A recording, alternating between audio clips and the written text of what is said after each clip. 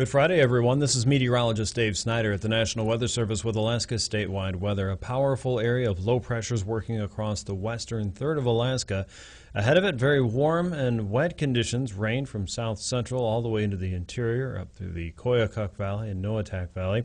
And snow is falling across the north slope from Point Hope and Point Lay, around the Horn to Wainwright, Point Barrow, all the way out toward Kaktovik, including Prudhoe Bay and Deadhorse.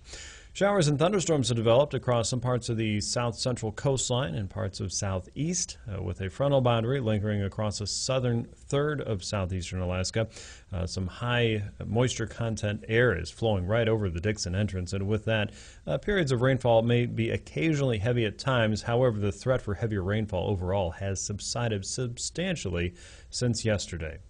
A look out to the west shows another wave of warmer and wetter air is building across eastern Siberia as remnants from previous Typhoon Kilo continue to work northward. That's going to spread that warm and wet air up over the western part of the Aleutians. With high pressure in command of the central and eastern chain, winds will be slower, but they'll be coming around to more of a southerly and stronger direction out across the western chain heading into tonight and into tomorrow.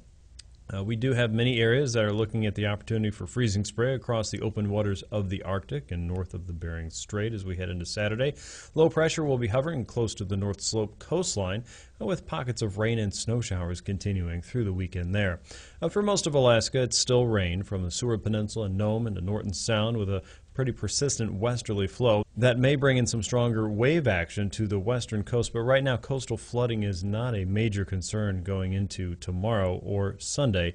Winds will be a little bit stronger on Saturday for many as a push of warm and wet air gets closer to the coastline, so watch for advisories for high surf at this point, which could bring up some concerns for minor beach erosion and maybe some higher waves. But the good news is most communities are not going to see that stronger and higher wave action during the high astronomical tide period. So there is some good news as a 994 millibar low moves away from the Gulf of Anadyr and heads eastward toward the western coast of Alaska.